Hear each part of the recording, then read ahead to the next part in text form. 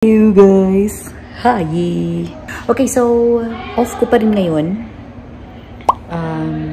And habang nakaupo ako dito, na-realize ko parang gusto kong gumawa ng orange bread, orange cake. Hindi ko alam kasi marami akong orange. Isa kasi sa mga prutas na rasyon namin guys is apple and orange. So gusto kong gawa ng paraan yung mga binibigay sa amin na apple at binibigay sa amin na orange na hindi ko naman kinakain. So, buti na lang yung kasamahan ko dito nung dumaan siya, sabi ko, meron kang lemon squeezer. Ang pumipigil kasi sa akin guys na gumawa ng orange cake, wala akong wala akong fruit squeezer. So, since meron siyang fruit squeezer, dahil meron siya, makakagawa tayo ng orange cake. And we will start our vlog with making my orange cake.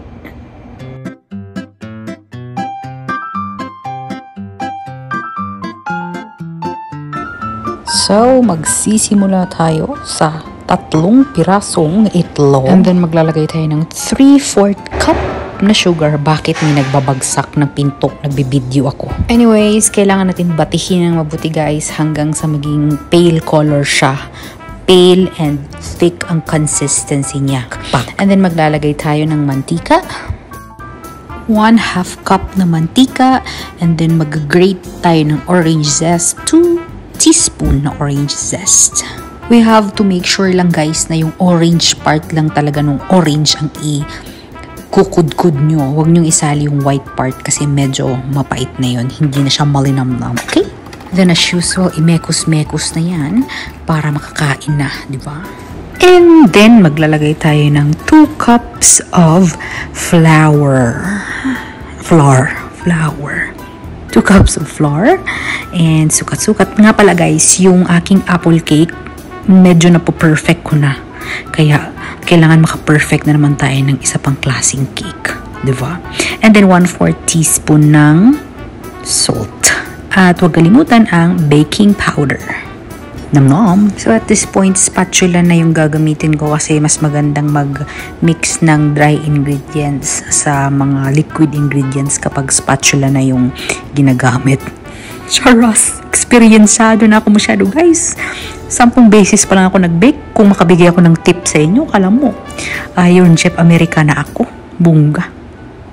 Anyways guys, I hope you liked our Christmas frame and Christmas music because Christmas is right around the corner, diba? So after mong imekos-mekos, ganyan na siya, bunga na. So nag-squeeze na tayo ng lemon, 3 lemon yung nagamit ko. Kailangan lang natin ng 1/2 cup ng lemon juice. Okay, and then the rest inumin nyo na para tumaas ang inyong immune system. Vitamin C in the house. And mekos. So you have to make sure na i-grease nyo yung baba ng pan, wax paper, tapos i-grease nyo ulit bago nyo ilagay yung inyong mixture. Bongga-bongga. So 30 minutes to 173 degrees oven. And ayan na. Ilagay sa oven, linis-linis, and wait hanggang maluto.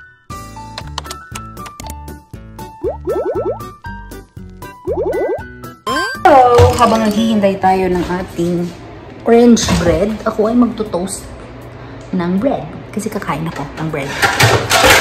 Oh. Masarap kasi yung mixed fruit namin na jam.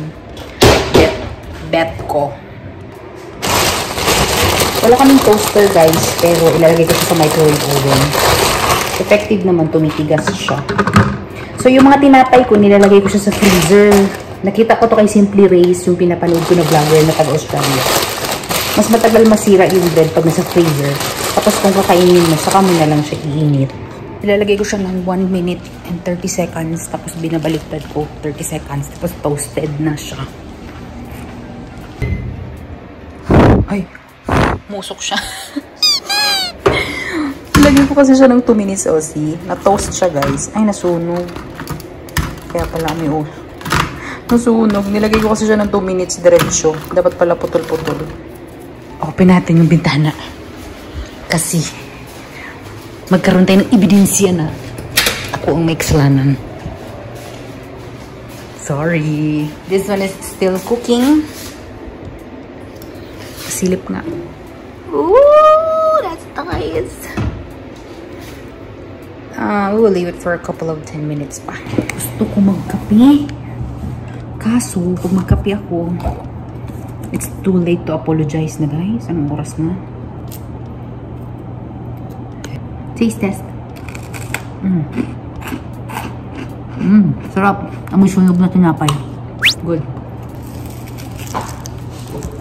Tama. Gatas na lang tayo. Huwag magkape. Guys, ang sarap. Ang lambot niya, ang fluffy. Ang sarap niya. Bibigyan ko si ano. Ang sarap. Kumain na ako yung part na yan, oh. Ang lambot niya, ang fluffy niya pa. Yan na siya. Ang sarap niya, guys. Ang light niya, ang fluffy, promise. Ang fluffy niya, tas ang crispy ng sa taas. Sarap siya, guys. Pero, ang ano ko lang is, pag na-slice mo na siya, medyo hindi siya yung clumpy. Medyo, ano siya, magwasak siya. Mas lalo na yun nandito sa gitna na part ko. So, ano kaya yung magpapabuo sa cake? Or siguro sobrang, instead na 1/2 lang na orange yung nilagay ko, dinagdagan ko kasi siya konti. So, magkakaroon ako ng konting adjustment dyan. Bawasan ko konti ng sugar. Konti lang. And then, yung aking orange juice, medyo bawasan ko din. So, dagdagan ko siguro ng flour para hindi siya wasak. That's very nice. So, lagay na natin doon. May pang breakfast at Julia.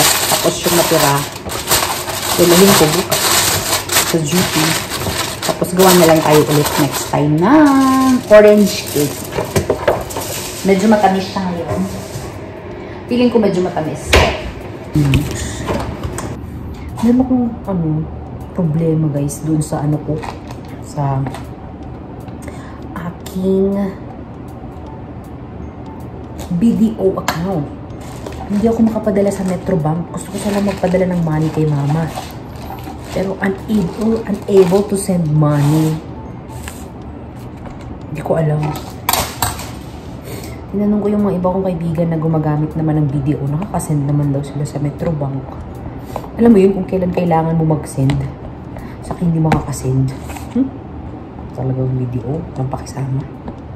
Anyway, babaunin natin yung ating orange cake ngayon. Sana makakain. Kasi yung evening shift daw kahapon, busy daw masyado sila.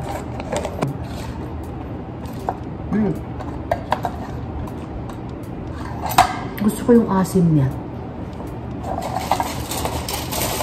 Asim na matamis.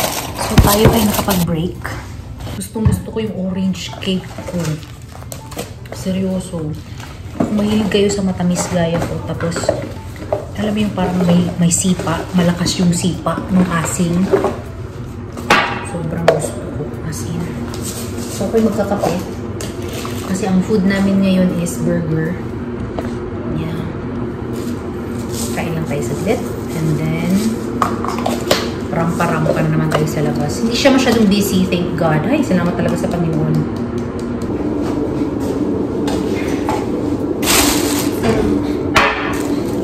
Coffee time. Maraming may ayaw ng burger guys, pero ako tuwang-tuwa pa rin ako sa burger namin. Halata mo pa na bago lang bagong dating. Yung mga matatagal na dito, wala na guys, umay na sila sa burger. Ako, happy lang. Okay naman siya, meron siyang palaman, may cheese, may tomato, may green bell pepper. So for me, that's right. Eat. Hello? Muntik ako mahulog.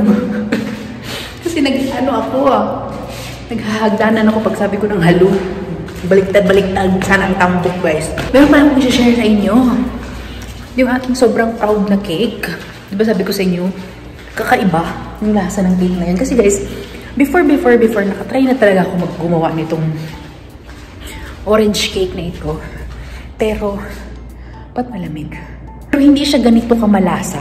Kaya takang-taka ko itong cake na ito is why it's so why it's so Ba't malasa siya? Yung pala guys, yung rasyon namin na orange, hindi siya orange. It's tangerine. Kapatid or apo sa tuhod ni orange. So ito siya tangerine. Nalaman ko siya kasi nung dinala ko siya sa sa duty, pinatikim ko sa dalawa kong friend na Indian. Kasi gusto ko tikman nila para pag may adjustment, yun na yung dadalahin ko ba. Yung wait lang guys, hiningal ako sa hagdan. Yun na yung oh by the way, ito pa yung last ko na labado guys, yung sa last vlog. Hindi ko pa naalis. Yun. So, pinatikim ko sa kanila. Sabi nila masarap. Sabi ko, masarap yung orange natin. Sabi nila, hindi orange. Ano yun? Yung may term sila na sinabi sa language nila. Tapos nung sinerge siya, tangerine pala yung orange na yun. Kaya siya malasa. So, hindi ko sure kung may tangerine sa atin sa Pinas. Kasi basta bilog na orange. Orange na ang tawag ko dun guys. Hindi ko man alam na may different varieties pala ng mga kimiris. So, pag tangerine ang gamit nyo sa orange cake nyo, masarap. As in, sobrang sarap niya. Hindi siya katulad ng orange cake. So, yun lang. Yun lang gusto ko i-share sa inyo guys. Tangerine cake. So, gagawa tayo ng mas malaki nun by next week. Lord willing. Yeah, gagawa tayo ng mas malaki nun next week. Siguro. Yeah. And, hindi ko napapasobrahan yung niya. Hindi ko napapasobrahan. Kaya ako din pala sinobrahan yung juice niya. Kasi gusto ko malasang-malasa siya. Kasi maalala ko nun, nung gumawa ko ng orange cake, hindi siya ganun kamalasa. Hindi ko nga maramdaman na orange pala. So, kaya hindi ko na siya papasobrahan para hindi siya masyadong magwasak-wasak. So, yes. Yun lang guys. Masarap pala pag tangerine ang variety ng orange nyo. Yun lang. So, bago natin i-close ang ating vlog, pakita ko sa inyo ang kakainin ko. Ano ito siya guys? Yung sopas. Sopas na wala masyadong kumakain. Hindi nila bet itong sopas na to. Ako gusto ko siya pag mainit. Para kasi siyang porridge. So, ipapainit ko siya. At yun ang kakainin natin. Para siyang porridge na oatmeal na hindi mo maintindihan. Parang suka ng bata. Siya guys. So, plain lang yan siya. Tapos, nilagyan ko siya ng meat. Dito galing yung meat o yung sa sandwich namin. Na walang gustong kumain. Para kasi siyang shawarma meat. So, nilagay ko siya dyan. Yan ang pagkain natin. Para tayo may sakit. Royal na lang ang kulang. May lagnat na talaga, diba? Royal pag may lagnat. So, yun na yung ating vlog for today. Medyo maiksi lang ata ang vlog natin for today.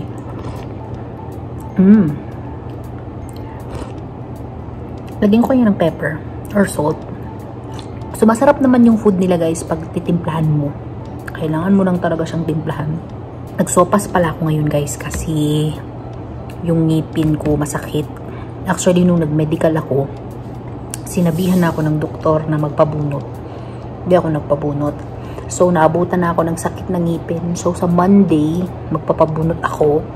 Try ko kayo dalahin sa vlog, pero hindi ko sure kung maka-vlog ako kapag nagpapabunot kasi hindi ko lang alam. Pero yun na ang plano. Pabunot ako sa Monday sa private hospital. Hindi ako magpapabunot sa government. Kasi pag sa government, ayoko. Ito masasabi ko guys, no? Kung kaya nyo mag-private, sa lahat ito, hindi lang sa Saudi Arabia. Kung kaya nyo mag-private kayo guys. Yun lang yung masasabi ko. Wala akong sasabihin iba kung bakit. Basta yun lang yung masasabi ko. Okay? So, ayun, natawa pa ako kasi binigyan ako ng donut. Sabi ko, yung ngipin ko masakit na nga. May donut pa ako. Siyempre, kakainin ko yan. So, nag-start yung ngipin ko guys nung na-trigger siya nung inom ako ng malamig. So, ngayon, nag-start na ako ng antibiotics ko 2 times a day. Kasi ngayon, Thursday. Wednesday, Thursday, Friday, Saturday, Sunday. Tapos, Monday ako magpapabunot. So, meron akong 4 na araw na nag-antibiotic. And I pray that sa Monday, hindi siya masakit. Kasi hindi daw binubunutan kapag masakit or namamaga. Which is, hindi ko alam. So, yun na guys. Close na natin yung vlog natin for today. Kasi wala naman akong sasabihin sa inyo. Okay? Salamat guys. Thank you very much for watching this video. If you're new to my channel, don't forget to subscribe to my channel and like this video. Maraming salamat sa walang sawang panood guys. Remember to keep safe all the time and God bless you all. Okay? Bye! Bye! Masalamat.